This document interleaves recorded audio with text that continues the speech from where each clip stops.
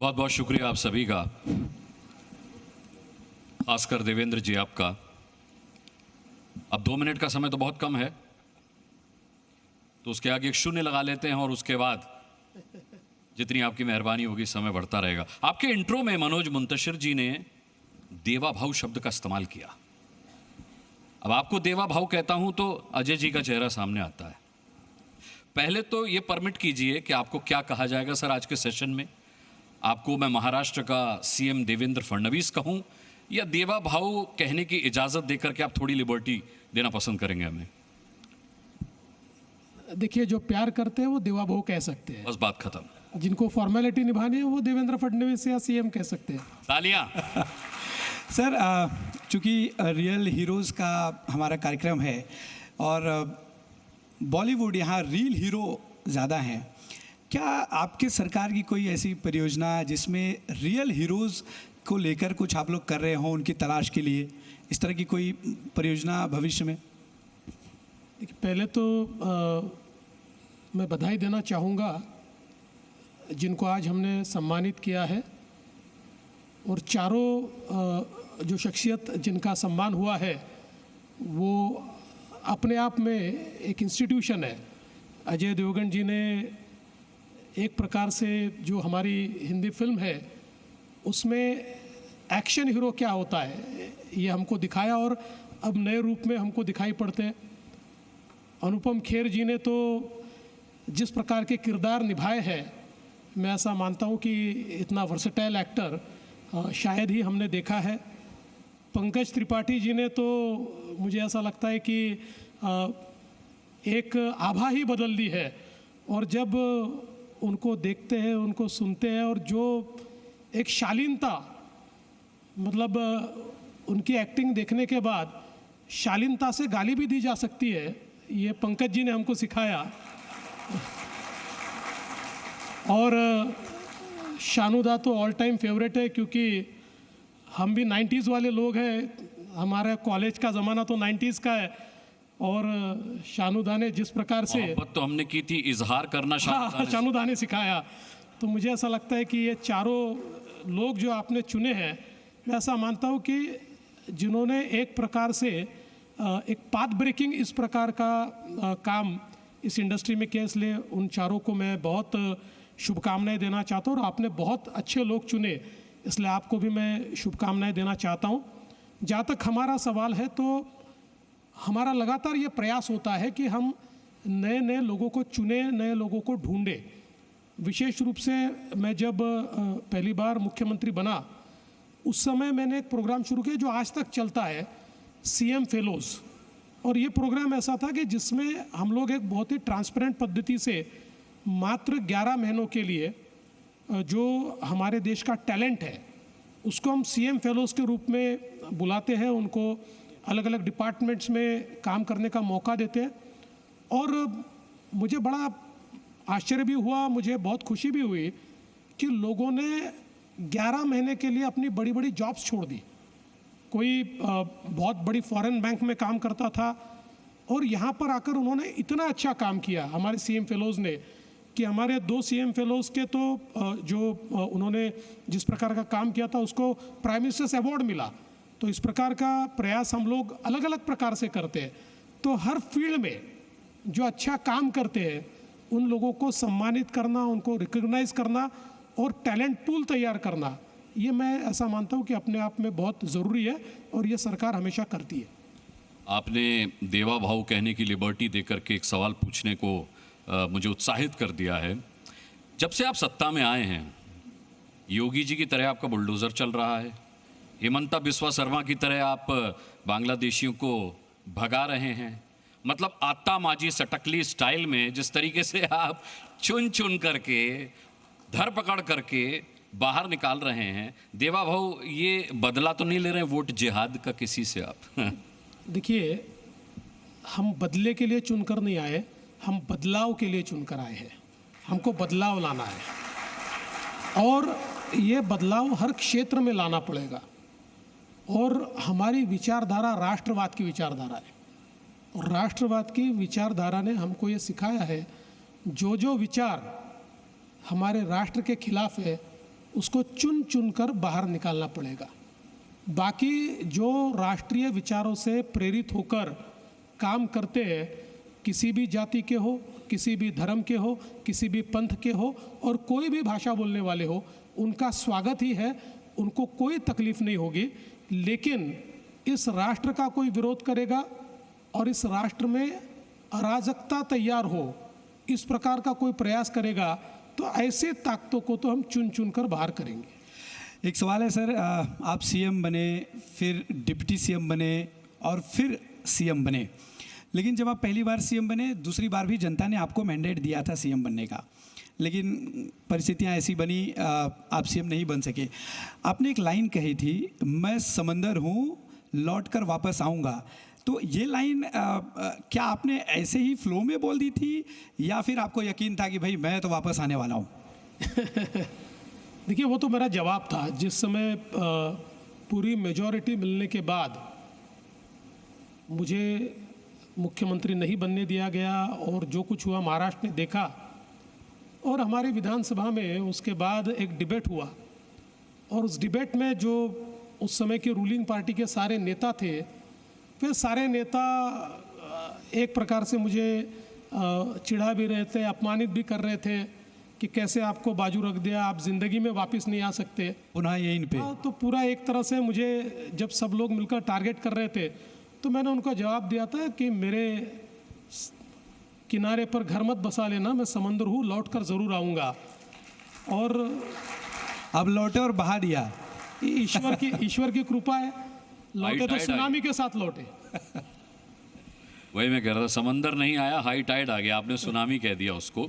आप सीएम बनने के बाद उद्धव ठाकरे जी से मिलने भी गए थे, वो तस्वीरें हमने अपने चैनल पर दिखाई भी थी। वो मुझे मिलने आए थे, मैं नहीं मिलने गया था। वो आप मुझे मिलने आए थे। मैं आपसे खैर इस बारे में सवाल ही नहीं पूछ रहा, मैं तो सवाल ये पूछ रहा हूँ कि सीएम बनने के बाद आपने ऐसा क्या कर दिया कि उद्धव ठाकरे आपकी तारीफ कर रहे हैं, आदित्य ठाकरे आपकी तारीफ कर रहे हैं, और तो और संजय राउत आपकी तारीफ कर रहे हैं। तालियां भी बजा सकते हैं आप। देखिए, कुछ तारीफें ऐसी होती है कि जिससे हमेशा बचना चाहिए। अगर आपने इन तारीफों को तारीफ समझ लिया तो आपका नाम तारीख में दर्ज होता है। इसलिए ऐसी तारीफें होती है, उसको छोड़ देना चाहिए। अगला सवाल वही है सर कि क्या ये तारीफ जो है आपके जो सहयोगी हैं उस तारीफ से असहज तो नहीं हो रहे, या फिर ये प्लानिंग के तहत तारीफ की जा रही है, एक साथ सब कर रहे हैं इसमें? राजनीति में ऐसा ही होता है, उनको असहज करने के लिए ये तारीफ चल रही है। लेकिन मेरे जो साथी हैं वो भी राजनीति के मंझे हुए खिलाड़ी हैं, उन्होंने भी राजनीति बहुत पास से देखी है, तो मुझे लगता नहीं है कि किसी प्रकार की असहजता उनमें तैयार होगी। अभी और कुछ हासिल करना है सर बड़ा? देखिए, हम राजनीति में कुछ हासिल करने के लिए नहीं आए, हमारे लिए राजनीति एक मिशन है।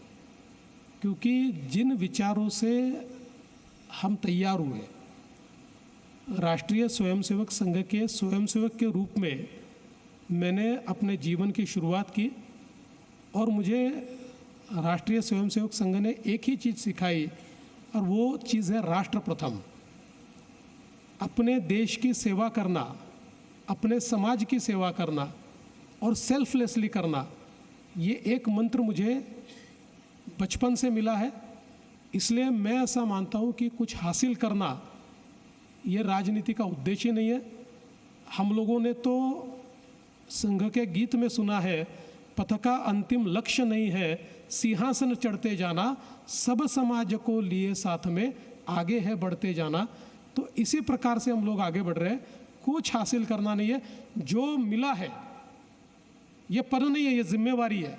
इस जिम्मेवारी को ठीक से निभाना, यही अब हमको हासिल करना है।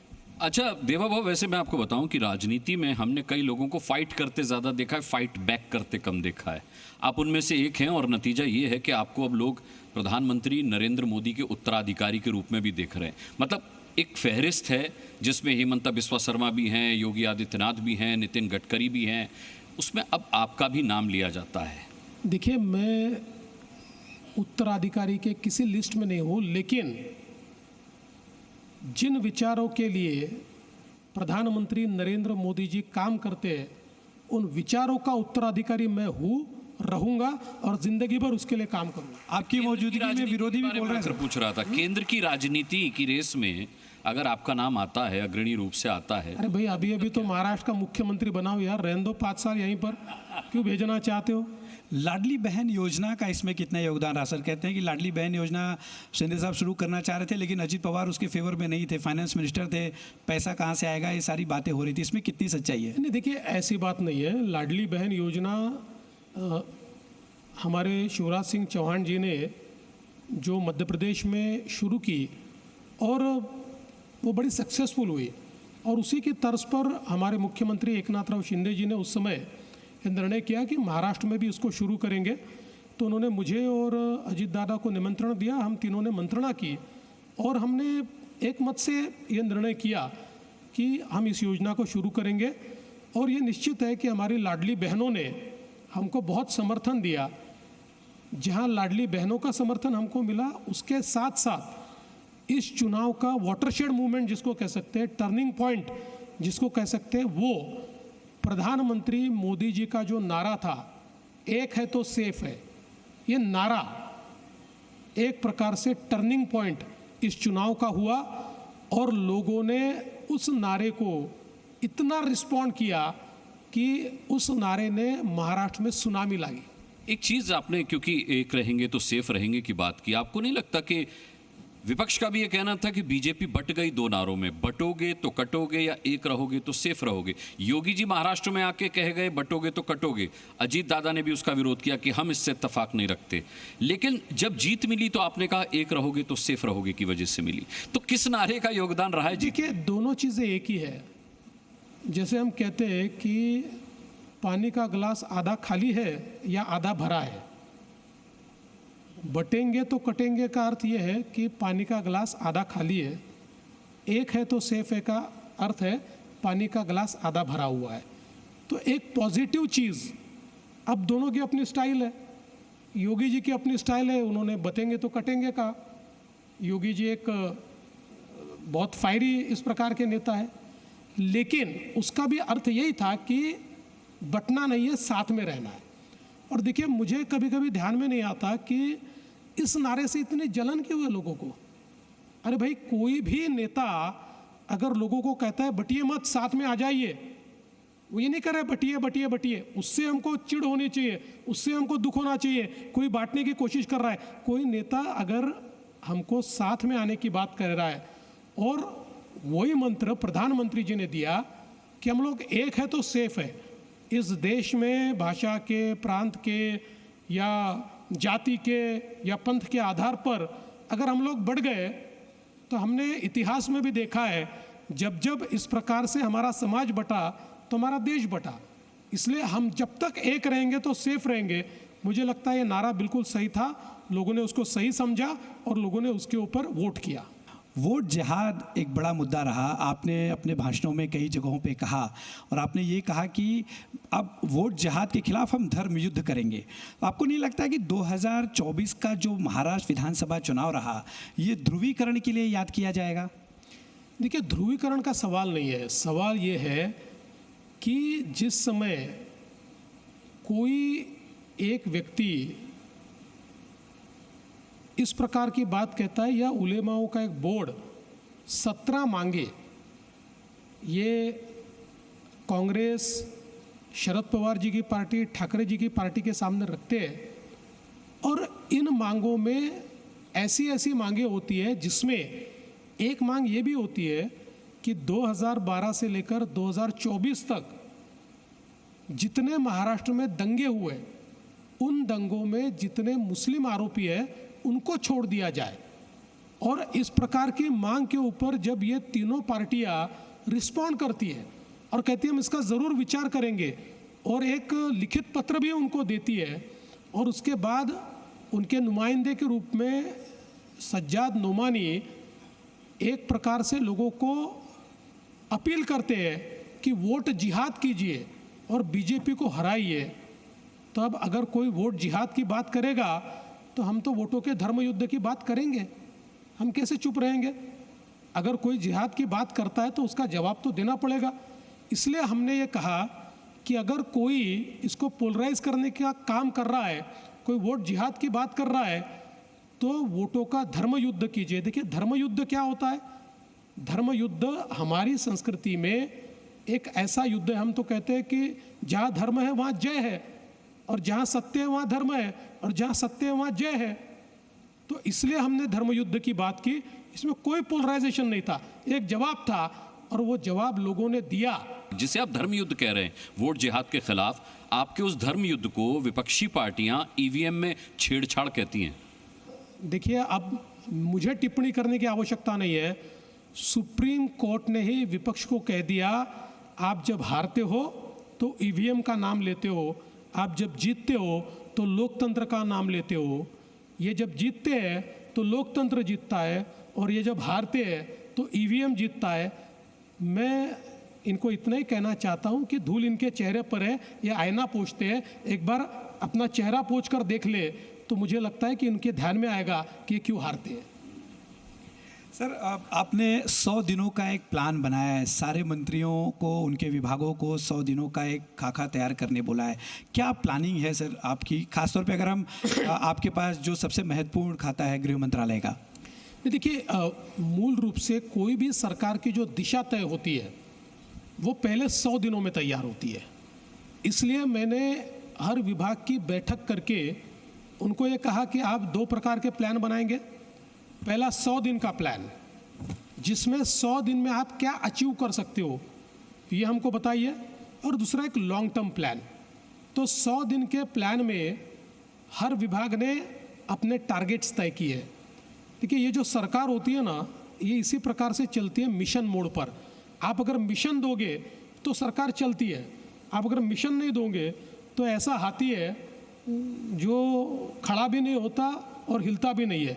तो इनको मैंने मिशन दिया है, और उसके साथ साथ एक मैंने 7 पॉइंट प्रोग्राम दिया है।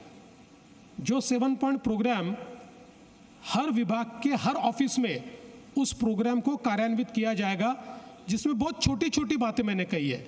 ये जो 7 पॉइंट प्रोग्राम है, इसमें मैंने कहा है कि उस ऑफिस की सफाई होनी चाहिए, उसमें जितने पुराने कागजात हैं ये सारे कागजात आपने निकाल कर फेंकने। कम से कम 2 चीज़ें हर ऑफिस ने ये करनी है कि जिसमें ईज ऑफ लिविंग आए। इसका मतलब उस ऑफिस में लोग जिन कारणों से आते हैं, ऐसी जो सबसे महत्वपूर्ण 2 चीज़ें हैं, वो 2 चीज़ों को हम इस प्रकार से तैयार करें, या इस प्रकार से उसकी कार्यपद्धति को तैयार करें कि आने वाले व्यक्ति को वापस चक्कर न लगाना पड़े, उसको ईज ऑफ लिविंग मिले। इसके साथ साथ मैंने उनको ये कहा है कि जो हमारे अधिकारी है, वो अधिकारी अपने बैठने का समय, लोगों से मिलने का, ये तय करे कि इस समय कोई भी आएगा तो मैं मिलूंगा ही, और उसको एक बोर्ड लगाकर वहाँ पर लिखे कि आप 2 बजे से 4 बजे के बीच जो आएगा मैं उसको मिलूंगा। इस प्रकार की 7 बहुत सिंपल चीज़ें मैंने दी है, लेकिन ये सिंपल चीज़ें लोगों के जीवन में परिवर्तन लाने वाली चीज़ें हैं। एक हम रिपोर्ट भी प्रकाशित करेंगे कि 100 दिन के लिए हमने क्या तय किया था और उसमें से हमने क्या अचीव किया।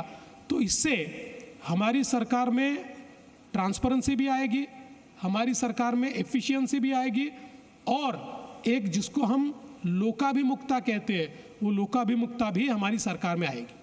ठीक है। देवेंद्र जी, आप न्यूज़ चैनल देखते होंगे। हमारे न्यूज़ चैनल्स पर कुछ एक्सपर्ट्स बैठते हैं जिनको हम पॉलिटिकल एक्सपर्ट्स कहते हैं या राजनीतिक मामलों का जानकार कहते हैं। उनके द्वारा एक अटकल थी, उस पर भी विराम लगा दीजिए अब आज जब आप बैठे ही हैं। तो जब क्लियर मैंडेट के बाद भी सीएम बनने में देर हो रही थी, तो राजनीतिक विश्लेषक बता रहे थे कि देवेंद्र फडणवीस को ऑफर दिया जा रहा है कि वो आएँ और केंद्र की राजनीति में अहम भूमिका निभाएं, मंत्री बन जाएं। कुछ राजनीतिक एक्सपर्ट्स बता रहे थे कि देवा भाऊ को ये ऑफर दिया गया है कि वो बीजेपी के अध्यक्ष बन जाएं। क्या ये सच है? देखिए, पहली बात तो आपको ये भ्रांति है कि आप जिनको बुलाते हो एक्सपर्ट है। इस भ्रांति को दिमाग से निकाल दीजिए। देवेंद्र फडणवीस जी, माननीय मुख्यमंत्री महाराष्ट्र, आपका बहुत बहुत धन्यवाद करना चाहेंगे। आपने साबित किया है कि महाराष्ट्र में रियल हीरो आप हैं, अपनी पार्टी के लिए रियल हीरो आप हैं, और यही इंस्टिंक्ट, यही जज्बा जिसके अंदर होता है उसी को हम रियल हीरोज़ कहते हैं। अपने व्यस्त समय में से आपने रियल हीरोज़ के लिए, जी मीडिया के लिए समय निकाला। आपका बहुत बहुत आभार और अभिनंदन। Thank you. जी मीडिया का बहुत बहुत धन्यवाद।